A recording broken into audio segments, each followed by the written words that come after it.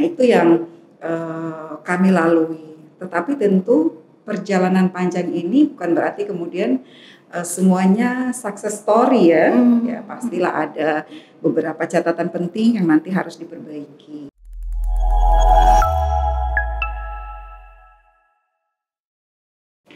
Selamat datang di podcast Bawaslu Banten, selalu ada cerita di balik demokrasi.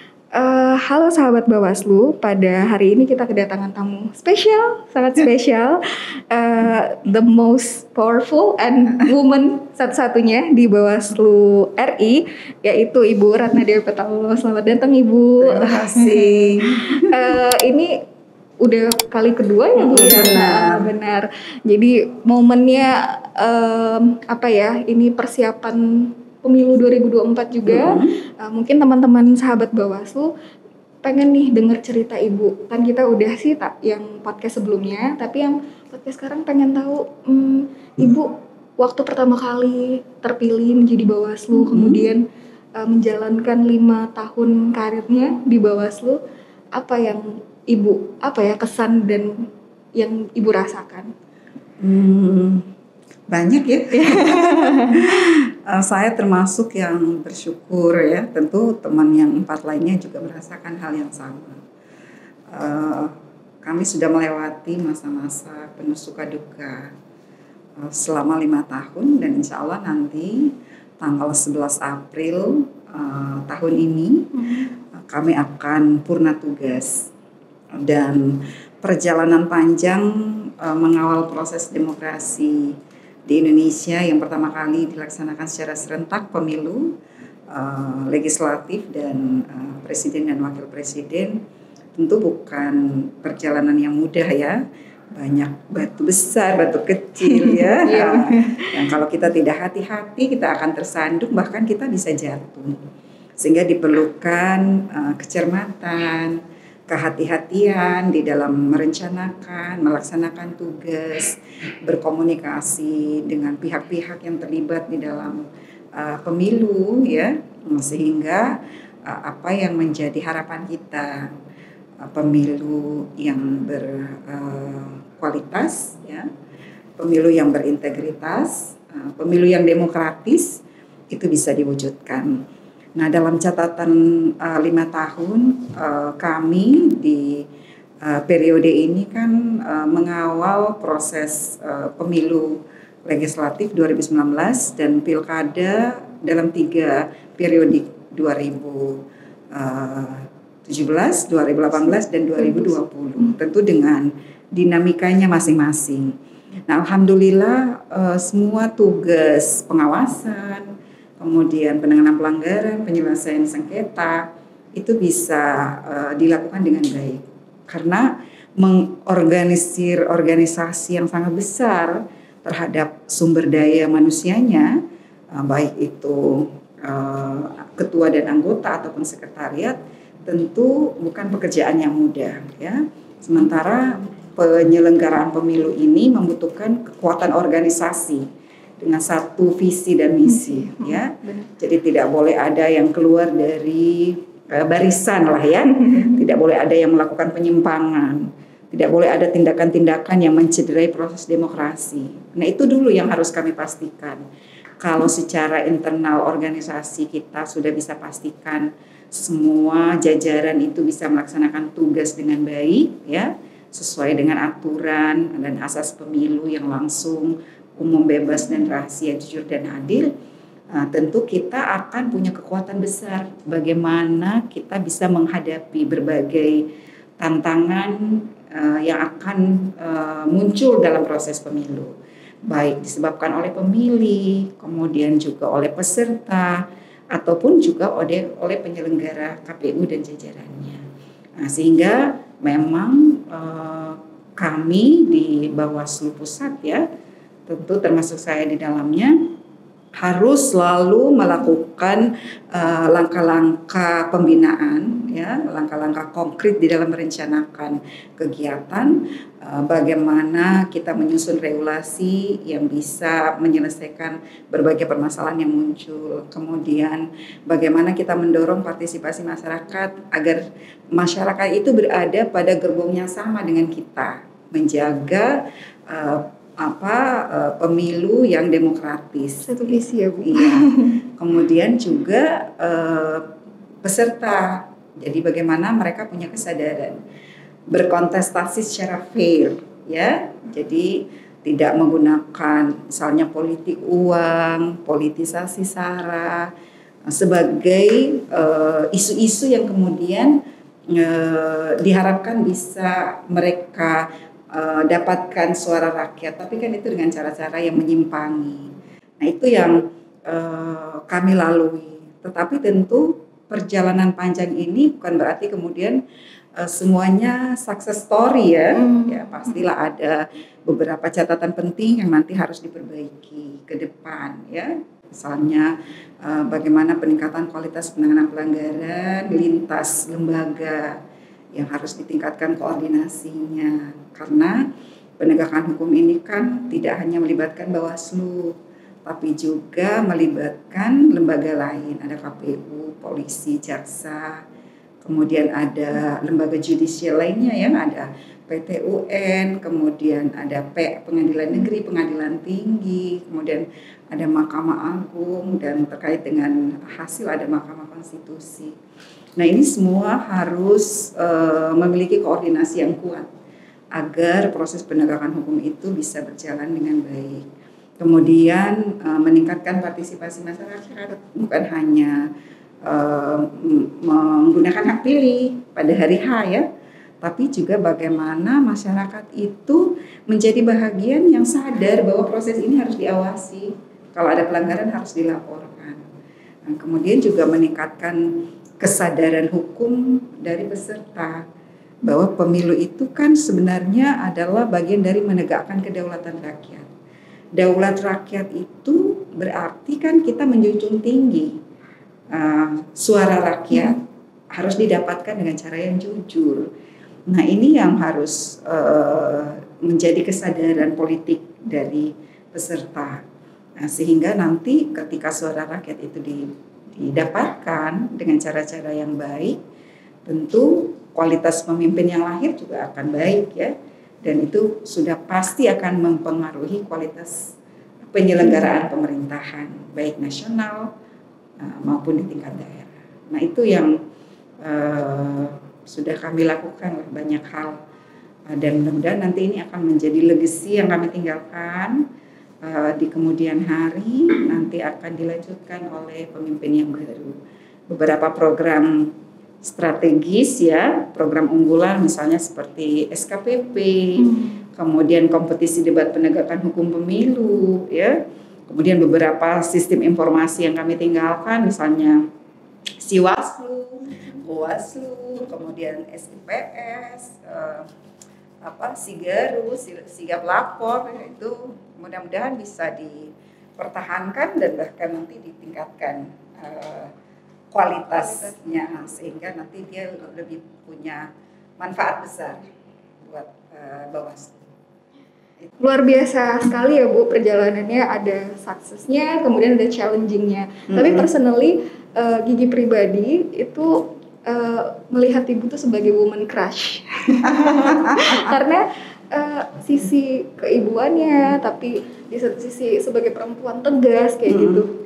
Dan apa ya, rada-rada touching itu karena sebentar lagi pergantian masa jabatan dan walaupun sebentar, tapi aku mengenal Ibu, tapi sangat nggak tahu kenapa woman crush gitu. Jadi sedih, agak rada-rada haru gitu karena apalagi bisa mendengar cerita Ibu langsung kayak gitu kan. Dan tadi menariknya Ibu bilang selama perjalanan itu ada beberapa legacy yang nanti akan diteruskan. Nah, salah satu hal yang menarik bagi aku tuh adalah kompetisi debat penegakan pemilu gitu. Itu best story-nya atau reasoningnya mungkin Ibu bisa cerita karena sangat membantu teman-teman.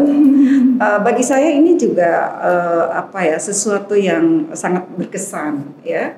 Jadi awalnya ide itu muncul ketika saya ya mungkin juga karena saya dari kampus ya, dan saya merasa kampus itu kan sebenarnya lingkungan yang sangat terbebas dari kepentingan-kepentingan politik praktis ya. Jadi ada idealisme di sana yang terbangun. Nah, sehingga kita perlu masuk di wilayah itu untuk menyentuh kalangan sivitas akademika. Mereka tidak bisa hanya berada di dalam kampus. Mereka harus keluar dari gerbang kampus itu melihat secara nyata di lapangan bagaimana sih pelaksanaan pemilu itu. Karena pemilu itu kan tidak bisa dibiarkan hanya diawasi oleh Bawaslu, diselenggarakan oleh KPU. Karena dia milik kita bersama ya. Satu-satunya wadah tempat rakyat menyalurkan suaranya, kemudian akan terjadi pergantian kekuasaan, dan kemudian itulah akan menentukan bagaimana kualitas penyelenggaraan pemerintahan. Nah, sehingga teman-teman yang ada di kampus dengan tridharma perguruan tingginya itu harus mengambil peran. Dan kemudian saya berpikir apa ya kira-kira kegiatan yang bisa menarik minat mahasiswa, ya, tetapi tujuan sosialisasi, edukasi, kemudian peningkatan partisipasi itu bisa tercapai. Maka diputuskanlah kegiatan kompetisi debat penegakan hukum, tentu dengan tema yang berganti dan mosi-mosi yang kami buat yang bersentuhan langsung dengan kepentingan penegakan hukum pemilu. Dan alhamdulillah setelah kami laksanakan sebanyak 2 kali ini, ternyata animo mahasiswa itu sangat luar biasa. Di tahun ini ada 276 perguruan tinggi yang mendaftar, yang kemudian memang harus kami lakukan proses seleksi administrasi, kemudian juga seleksi terkait dengan makalah dan video untuk mendapatkan 32 yang masuk di babak penyisihan, ya. Kemarin sudah kita laksanakan sampai kemudian babak final, bertemulah 2 perguruan tinggi besar, ya, Undip dan UI, dan akhirnya Undip dinyatakan sebagai pemenang dalam kompetisi ini. Nah, kompetisi ini mau tidak mau mereka yang ikut itu kan mereka harus belajar. Nah, secara tidak langsung sebenarnya kan kita sudah memperkenalkan Bawaslu melalui pembelajaran mandiri mereka. Nah, jadi mereka belajar, kemudian mereka melakukan analisis terhadap permasalahan-permasalahan yang bisa bersumber dari undang-undang, atau bersumber dari proses penegakan hukum, atau juga bisa bersumber dari kesadaran hukum masyarakat. Sehingga pelanggaran-pelanggaran itu ternyata masih saja terjadi, dan ada banyak hambatan-hambatan yang ditemukan dalam proses penegakan hukum, baik administrasi, kemudian pidana ataupun kode etik. Nah, ternyata bagi saya secara pribadi menilai ini sangat efektif untuk meningkatkan pengetahuan daripada pengetahuan mahasiswa terhadap Bawaslu, ya, secara khusus, dan pengawasan pemilu dan juga penegakan hukum pemilu secara umum, ya. Sehingga kalau ini kita akan terus rawat kegiatan ini dan kita pertahankan, setiap tahun kita lakukan kompetisi ini, secara pelan-pelan cara pikir, cara pandang mahasiswa terhadap penegakan hukum pemilu itu akan terbentuk dengan sendirinya, dan mereka akan menjadi bagian yang hadir nanti untuk misalnya merencanakan atau mengadvokasi aturan, ya. Ketika pembentukan undang-undang, mereka akan memberikan masukan. Kemudian mereka juga akan memberikan masukan terhadap proses penegakan hukum yang diberikan oleh Bawaslu. Bahkan mungkin mereka juga akan mengambil peran perguruan tinggi itu sebagai ahli misalnya dalam proses penegakan hukum.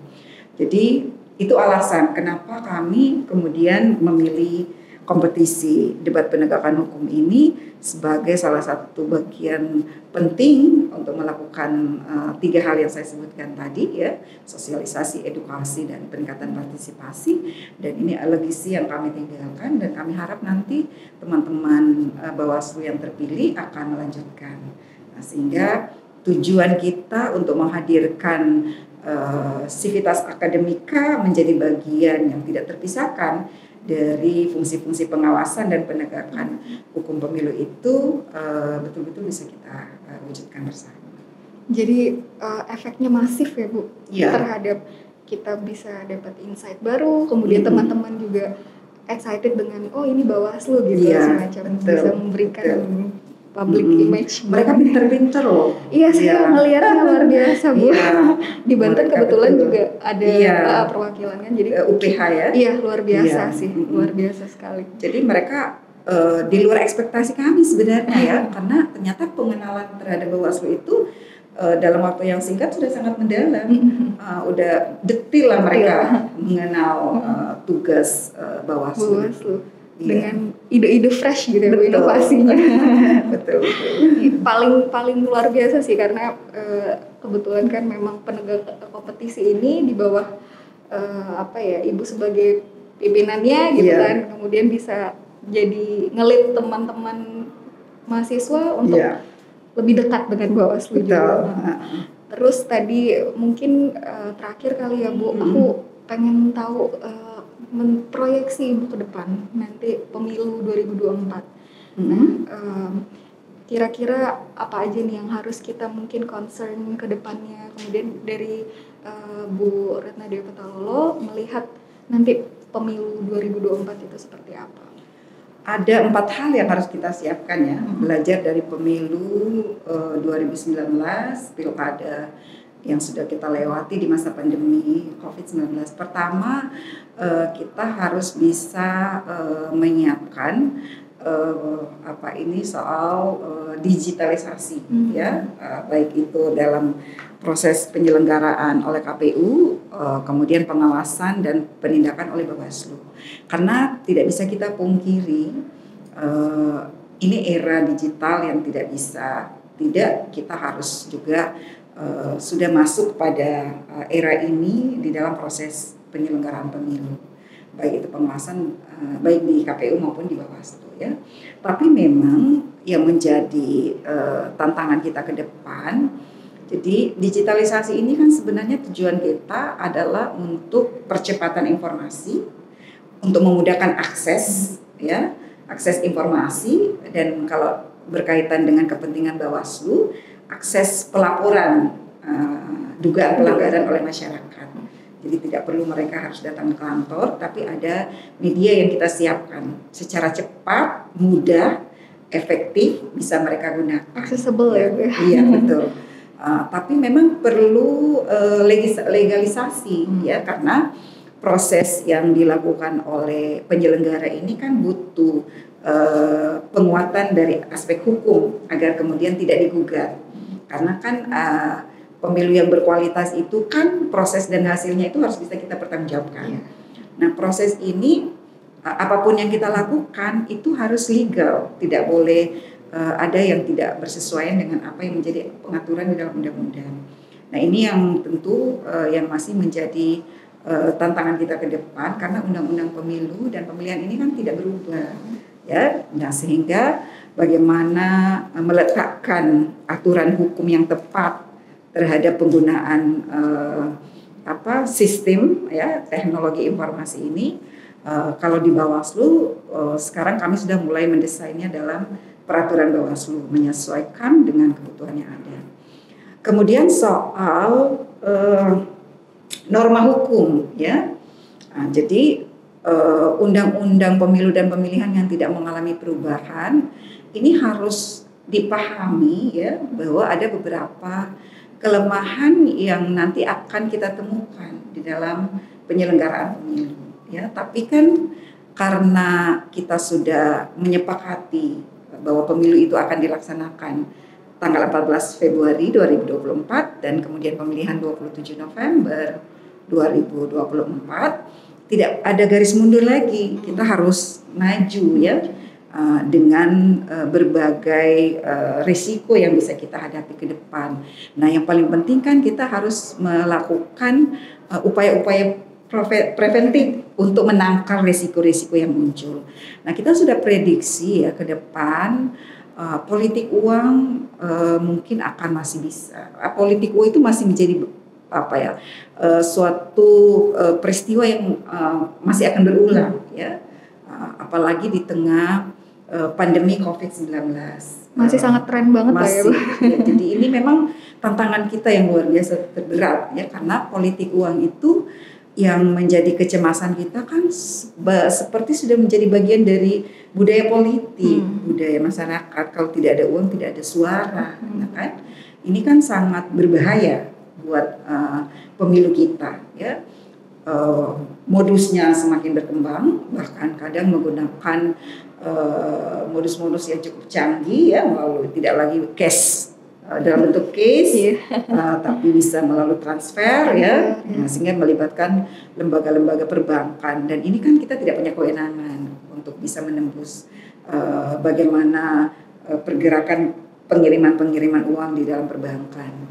Kemudian juga tantangannya itu adalah pembatasan waktu yang sangat terbatas, kemudian juga pengaturan pembatasan subjek yang bisa dikenakan tindak pidana dan lain-lain.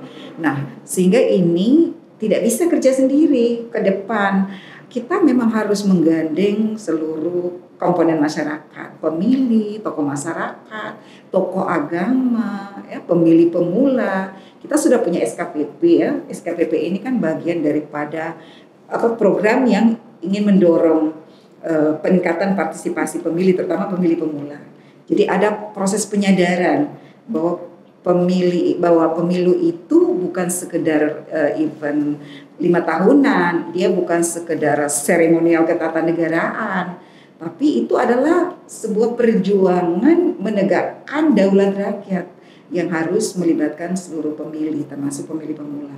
Pemilih pemula ini kan nanti pemegang estafet ya, untuk bagaimana masa depan bangsa. Nah, sehingga mereka harus sudah bisa tampil sebagai sosok yang menjadi pemilih yang cerdas. Mereka tidak memilih berdasarkan karena pemberian uang ya, dan atau yang paling kita khawatirkan mereka memilih tanpa pertimbangan ya. Ya sudahlah, yang penting cantik, yang penting kalau yang laki-laki, kalau yang perempuan yang penting cakep gitu kan. Nah, bolehlah itu tetangga saya, padahal dia tidak punya investasi sosial, secara kepribadian tidak punya integritas, dia tidak punya kapasitas, tapi hanya karena sekedar kenal ya.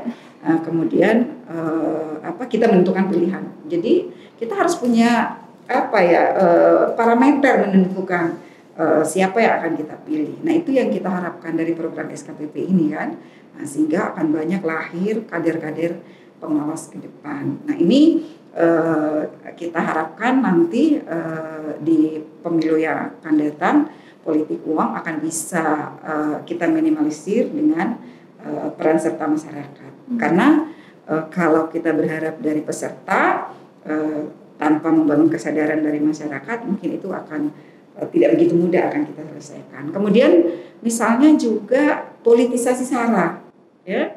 Pemilu 2019 adalah catatan sejarah kita yang kelam ya, soal pembelahan yang terjadi akibat pemilu, ya. Padahal pemilu ini kan sebenarnya perekat persatuan, karena kita kan mempunyai kepentingan yang sama sebenarnya, pergantian kepemimpinan melalui penegakan hak suara rakyat ya. Jadi tidak boleh ada perpecahan karena pemilu.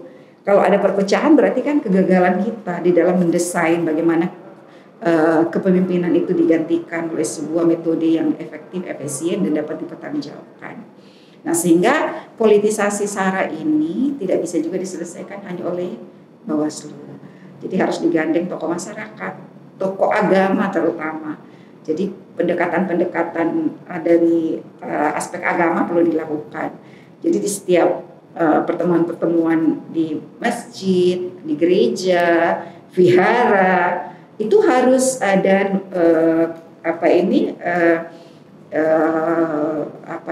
penyampaian tentang bagaimana merawat kebersamaan, kebinekaan melalui pemilu. Nah, itu beberapa pekerjaan rumah besar kita ke depan. Dan tentu kami berharap ya kepemimpinan Bawaslu yang akan datang akan menjadikan ini sebagai perhatian utama ya, bagaimana menyelesaikan pekerjaan rumah yang masih tersisa dan bagaimana kemudian merencanakan ke depan menghadapi pemilu dan pemilihan serentak nasional dan juga pemilihan kepala daerah itu bisa dilakukan dengan baik. Saya kira itu yang PR-PR kita ke depan ya Bu ya. Iya. Dari sisi ya mudah-mudahan lah bisa diselesaikan karena alhamdulillah Bawaslu yang sekarang ini yang terpilih ya itu kan semuanya dari penyelenggara. Iya. Jadi sudah punya pengetahuan dan pengalaman. Itu sisi dari Ibu Ratna Demetalo. Terima kasih Ibu untuk bincang-bincangnya, bisa melihat 5 tahun kemarin, kemudian proyeksi ke depannya seperti apa. Satu kehormatan bisa mewawancarai atau podcast bareng Ibu di akhir masa jabatannya. Woman Crush banget. Mungkin kita terakhir bisa chant-nya bersama rakyat awasi pemilu Bu.